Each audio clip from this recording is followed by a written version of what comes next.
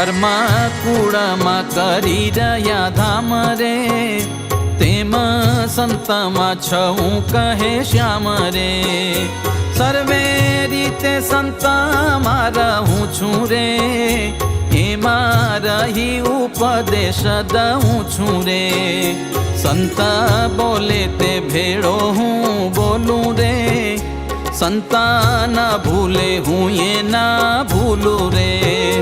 સંત વાત ભેળી કરું વાત રે, એમાં સંતમાં છવું સાક્ષાત રે.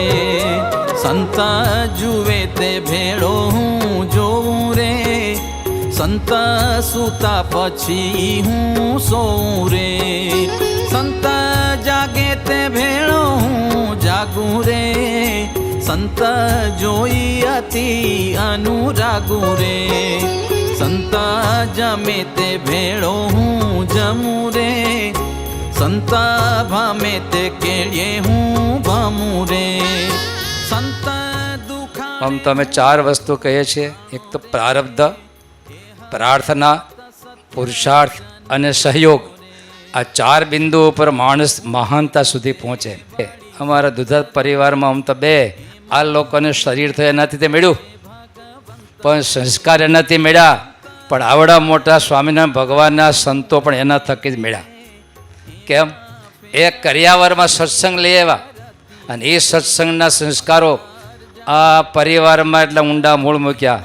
અને હિંમતભાઈને પણ અભિનંદન કે ગુરુકુળમાં ભણવા મૂક્યા. પાછા 2 બાજુથી આવ્યું.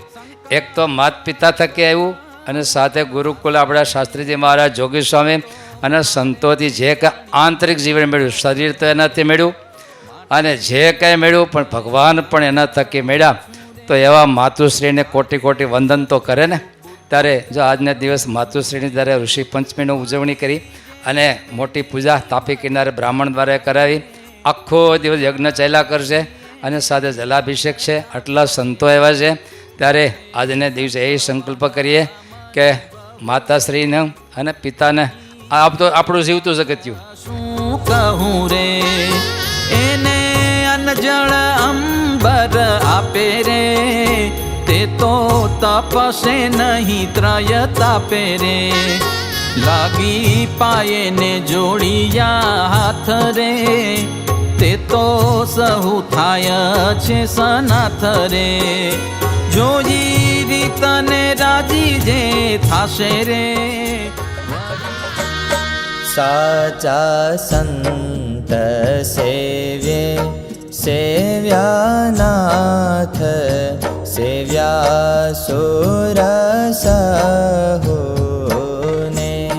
સેવ્યા મુક્ત મુનિ ઋષિ સાથ, બીજા સેવ્યા બહુને.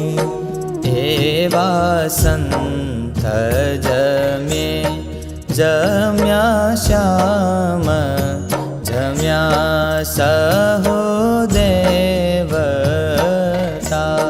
જમ્યા સર્વે લોક સર્વે ધામ, સહુ થયા તૃપ્તતા. એવા સંતને પૂજીને પટ, હરિતણો અતિશય પ્રતાપી. દુઃખો મહાન સઘળા પળમાં જ કાપી. આપે અપાર સુખ સંપત માન કીર્તિ.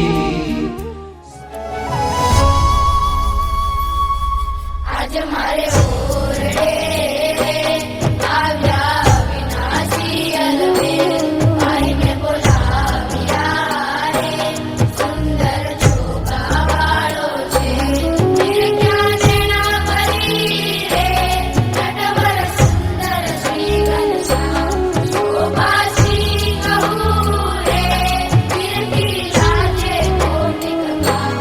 કોટિક લાભના રે, કંઠે આરોગ્ય.